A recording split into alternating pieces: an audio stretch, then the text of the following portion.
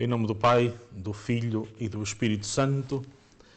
Vinde, Espírito Santo, enchei os corações dos vossos fiéis e acendei neles o fogo do vosso amor. Enviai, Senhor, o vosso Espírito, tudo será criado e renovareis a face da terra. Oremos.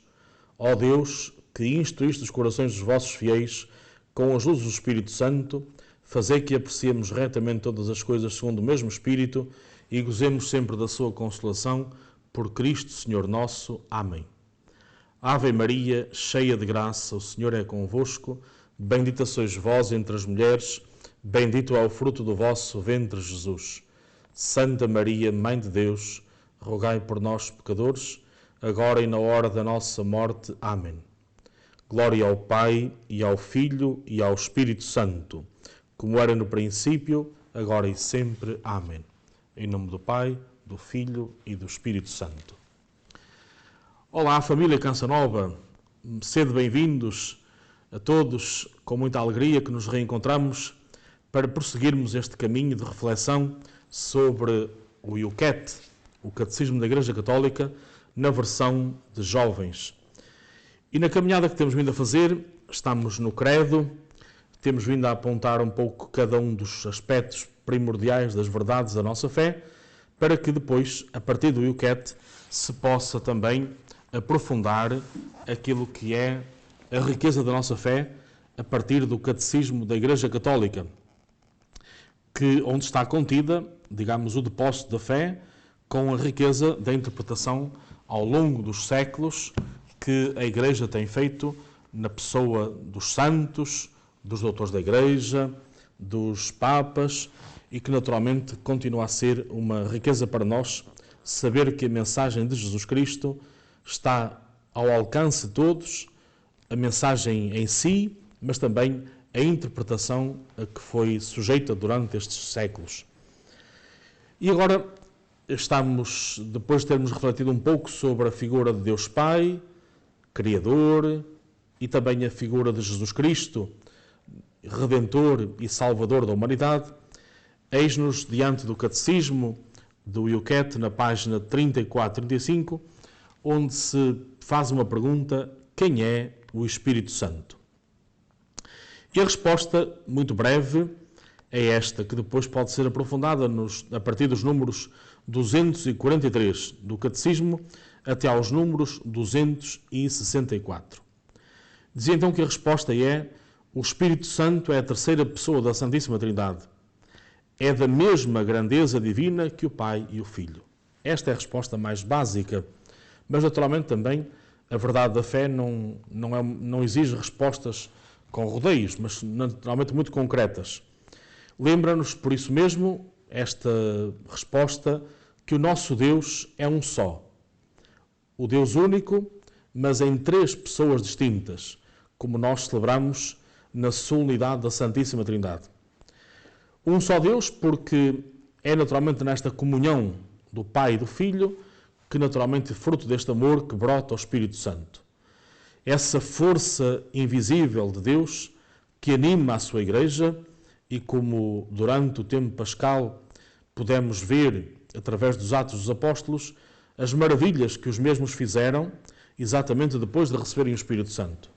Nunca mais pararam, nunca mais tiveram medo das muitas dificuldades que tiveram de atravessar, fosse por parte dos judeus que não queriam que se falasse da ressurreição de Jesus Cristo, fosse até por parte do Império Romano, fosse naturalmente quando eram presos, quando eram impedidos, mas nunca, e como São Paulo nos diz, a palavra de Deus foi acorrentada. A palavra de Deus não tem prisões.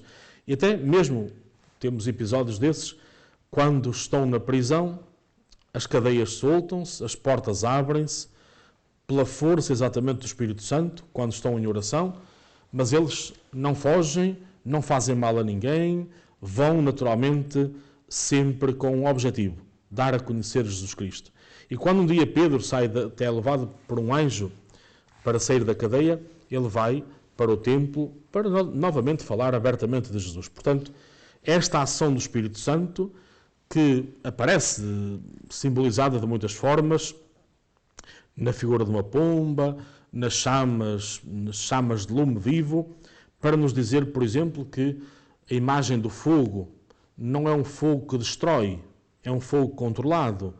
E assim como o fogo que nós usamos para confeccionar os alimentos, naturalmente controlado, faz com que os alimentos fiquem preparados para serem nossos, digamos, para os podermos ingerir bem cozinhados, também o fogo do Espírito serve para purificar. Ou se quisermos, a imagem que se usa mais vezes, a purificação do ouro e da prata através do fogo, não queima, não destrói, apenas purifica, apenas queima o que tem a queimar.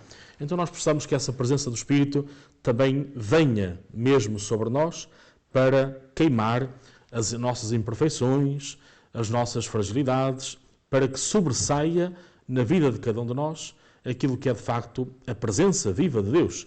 Aliás, cada um de nós batizado, a partir desse momento do batismo, tornou-se templo vivo do Espírito Santo. Portanto, o Espírito Santo só veio uma vez para cada um de nós, que foi no dia do batismo, e agora tem que se desenvolver.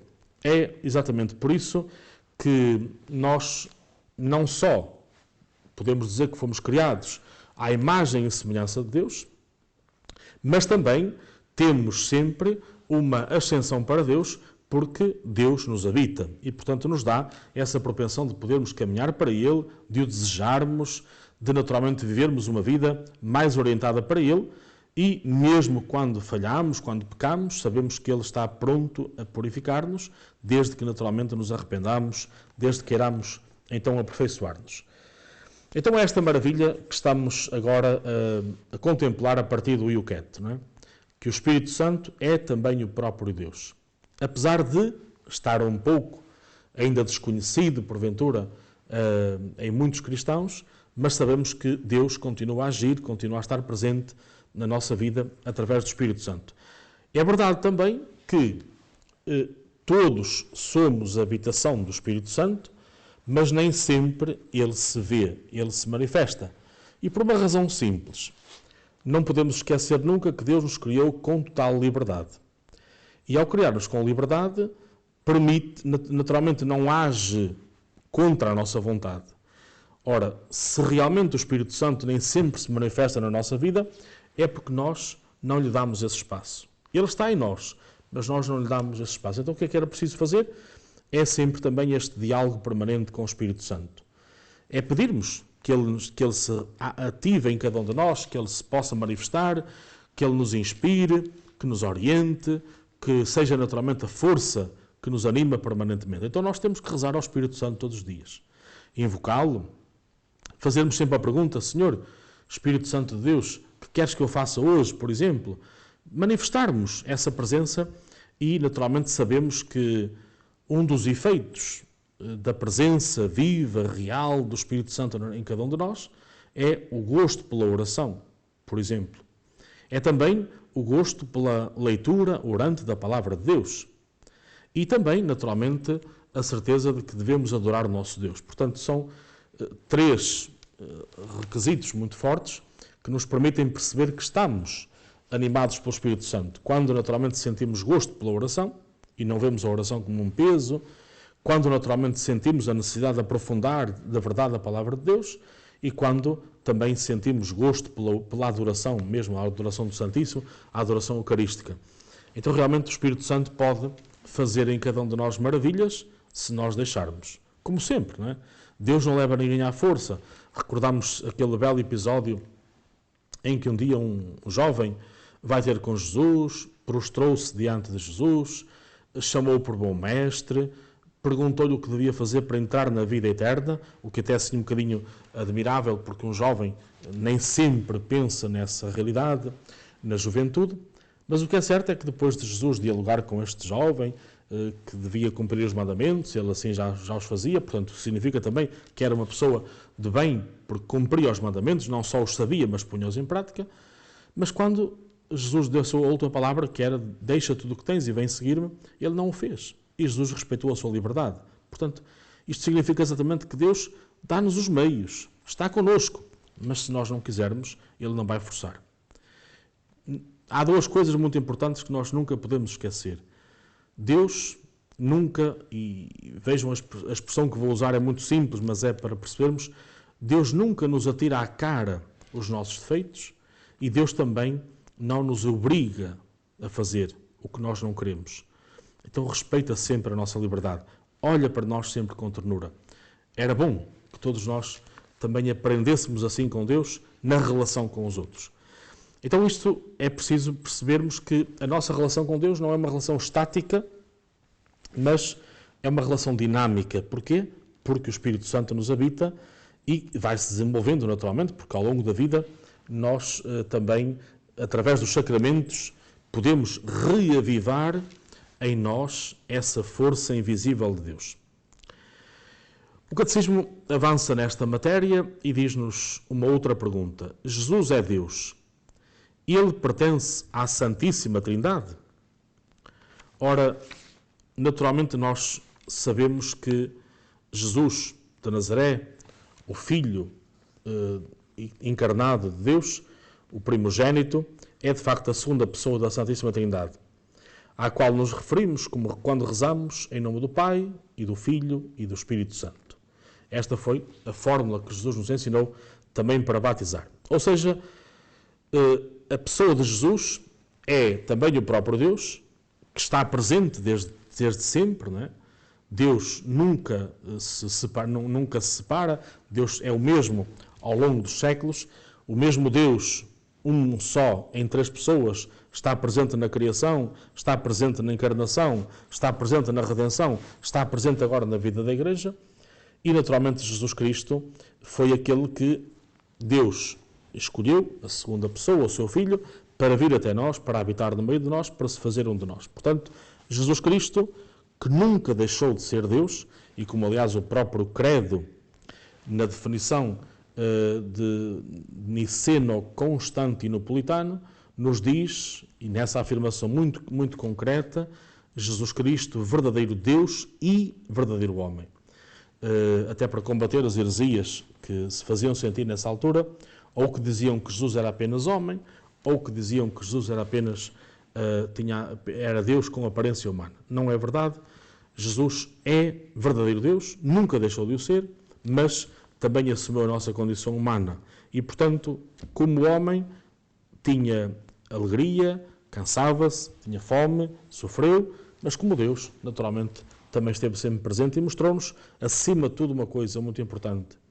Com a sua encarnação, mostra-nos como Deus nos ama, porque fez-se um de nós. E Deus fazer-se como uma criatura é naturalmente um sinal de muito amor. Além da dádiva da vida que Jesus fez por nós na cruz, este facto de Ele ter encarnado, de Ele assumir a condição humana, de não se envergonhar de se fazer um de nós, porque isso significa despojamento, abaixar-se à nossa condição humana, como aliás sempre faz, não é? Então é importante perceber que fez isto para quê? Para que nós, como humanos que somos, possamos chegar até Ele. Ele veio até nós, agora somos nós que podemos também caminhar para Ele, sempre em sintonia com Ele. A seguinte pergunta é: pode Deus fazer tudo? Ele é omnipotente? Sem dúvida que sim. Deus, e por isso dizemos também na afirmação de São Lucas, no capítulo 1, versículo 37, a Deus nada é impossível. Deus tudo pode porque Ele é o Todo-Poderoso. É o único poderoso que há no mundo, é Deus. O nosso Deus, o nosso Pai, o nosso Criador. Quem, por exemplo, na sua necessidade chama por Deus, acredita na sua omnipotência. Deus criou o mundo do nada. Ele é o Senhor da história. Ele conduz todas as coisas e pode tudo. É um mistério como que Ele exerce livremente com a sua omnipotência. Não raramente se pergunta, então, onde está Deus? É muito frequente ouvirmos esta pergunta. Quando há uma calamidade, quando há guerras, quando há fome. Mas Ele diz-nos através do profeta Isaías: os meus pensamentos não são os vossos, nem os vossos caminhos são os meus. Ou seja, Deus existe, não podemos pôr em causa.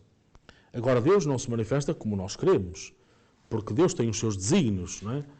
E não é pelo facto, como há um slogan que às vezes aparece, diz de um homem que vai cortar o cabelo e durante o tempo em que está a ser cortado o cabelo, estabelece-se um diálogo com o barbeiro.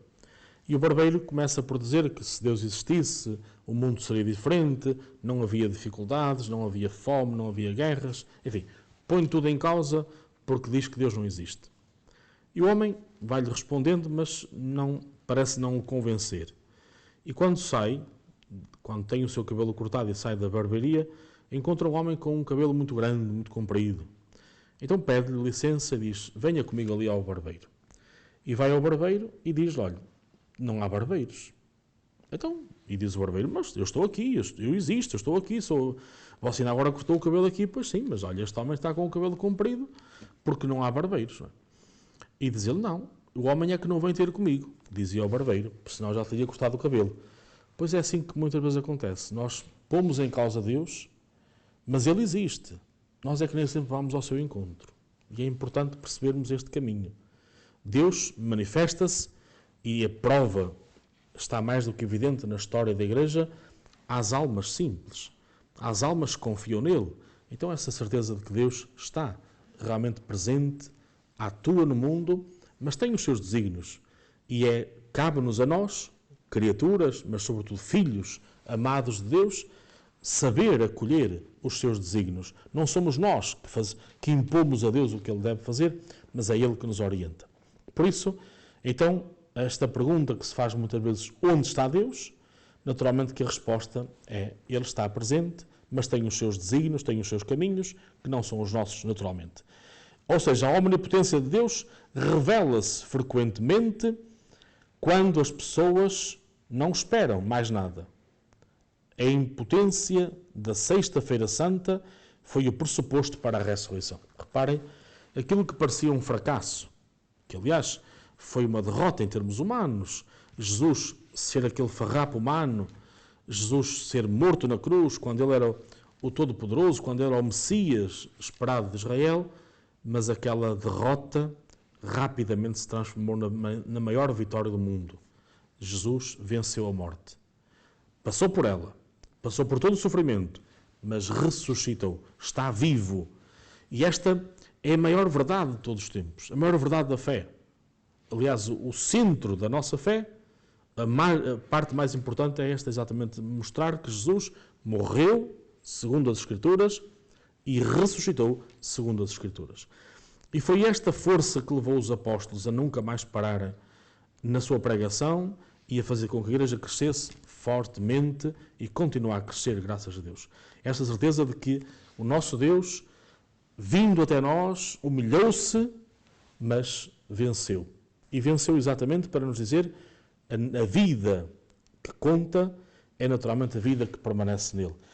Se durante esta vida terrena confiarmos, acreditarmos, aderirmos em Jesus Cristo, naturalmente que permaneceremos com Ele mesmo após a morte biológica. Aliás, a vida eterna começou em cada um de nós no dia do batismo.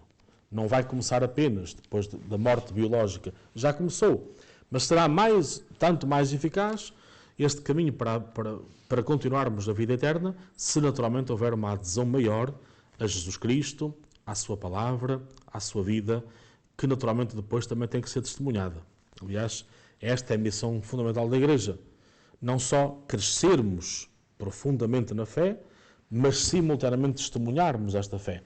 É esse binómio que o Santo Padre, Papa Francisco, tantas vezes nos repete. Sermos discípulos missionários. Discípulos porque seguimos Jesus Cristo. Continuamente, diariamente, crescemos na intimidade com Ele. Vamos aprofundando a sua presença de amor em cada um de nós. Mas ao mesmo tempo missionários, portanto não há um tempo para sermos apenas discípulos e depois um outro tempo para sermos missionários.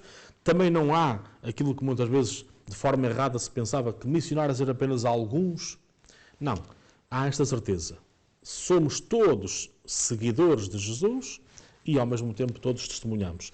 Veja-se, por exemplo, dois exemplos muito concretos. Os pais são discípulos de Jesus, porque todos seremos discípulos até a hora da morte. Mas, ao mesmo tempo, para os filhos, os pais já são missionários, porque continuam a testemunhar a presença visível de Jesus Cristo. Veja-se, por exemplo, nos padres. Cada padre é um discípulo de Jesus Cristo. Mas não só durante a formação, mas sobretudo após a ordenação, aí somos ainda discípulos com mais eficácia, digamos, mas ao mesmo tempo somos missionários. Continuamos a crescer e temos de crescer na intimidade com Cristo, e por isso é que a prioridade do sacerdote é naturalmente esta opção fundamental por Jesus Cristo, e quanto mais houver esta intimidade com Jesus, maior testemunho poderemos dar dele àquele povo que nos é confiado, o povo de Deus. Então, é importante perceber que não pode haver separação, não pode haver espaço, não pode haver intervalo. Enquanto crescemos na intimidade com o Senhor, vamos também testemunhando a sua presença.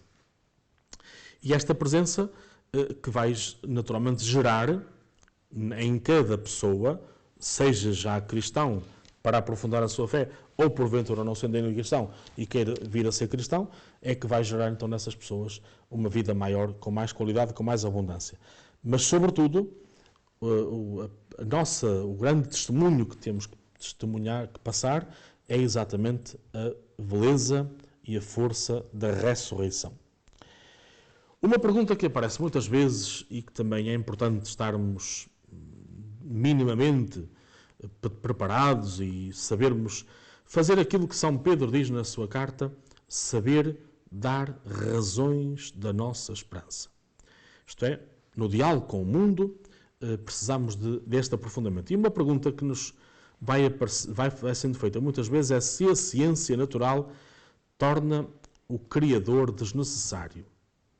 Porque pode haver a tentação de pensar que a ciência tem respostas para tudo. Ora, o Catecismo diz-nos com muita clareza o seguinte: não. Portanto, a ciência natural não retira lugar a Deus. Não prescinde de Deus. A frase, por exemplo, Deus criou o mundo, não é um axioma rebuscado na ciência natural. Trata-se de uma afirmação teológica. Teológico significa, a palavra decompõe-se desta seguinte forma, a palavra grega theos, Deus, logos, sentido, portanto o sentido de Deus. Isto é uma asserção do caráter divino acerca do sentido e da origem das coisas. Portanto, quando nós dizemos que Deus criou o mundo, a origem de tudo está em Deus. Então, não é naturalmente a ciência que tem a última palavra, mas sim Deus. Veja-se, por exemplo, quando acontece um milagre. A ciência tem um caminho e tem havido uma evolução e um progresso muito bons, mas há momentos em que a ciência não tem resposta. Basta ouvirmos, por exemplo, relatos de milagres, não é? Onde os próprios médicos dizem até aqui conseguimos chegar, daqui para a frente só a ação de Deus. Portanto, não estão um contra o outro, mas é importante percebermos que esta ação de Deus, que o sentido de Deus é sempre muito mais profundo, é sempre muito mais a última palavra, digamos assim, o sentido da meta está sempre em Deus e naturalmente não é a ciência que se vai colocar à frente de Deus. A narrativa da criação não é um modelo explicativo, científico, natural do início do mundo. Deus criou o mundo. É uma declaração teológica na qual se refere a relação do mundo com Deus. Deus quis o mundo. Ele acompanha-o, aperfeiçoa-o. Ser criado é uma qualidade inerente às coisas e uma verdadeira elementar sobre elas. Caríssimos amigos, estamos quase a chegar ao fim deste programa e naturalmente que o convite que vos fazia era que pudessem acompanhar na vossa casa ou em família ou de forma individual através do YouCat o Catecismo da Igreja Católica na versão jovem, mas sendo jovem é também acessível aos adultos, embora já haja uma versão também para crianças.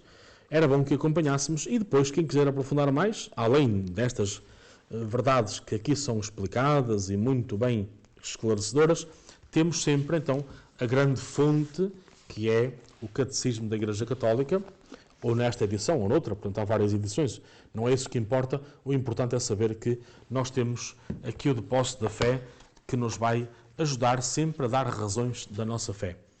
Se porventura houver perguntas, houver alguma partilha também, algum comentário, poderão fazê-lo chegar a este e-mail que está a passar neste momento em rodapé, para que depois, se porventura houver um conjunto de perguntas que permitam fazer um programa, só para as responder, é naturalmente com muito gosto que o fazemos. E também os vossos comentários, as vossas achegas, sempre para nos aperfeiçoarmos, porque aqui estou como vosso irmão na fé, embora sendo padre, sou padre para vós, mas vosso irmão na fé, e quero naturalmente fazer este caminho convosco, ajudando a aprofundar a grande beleza da nossa fé, que é o credo, neste caso. Depois teremos outras vertentes.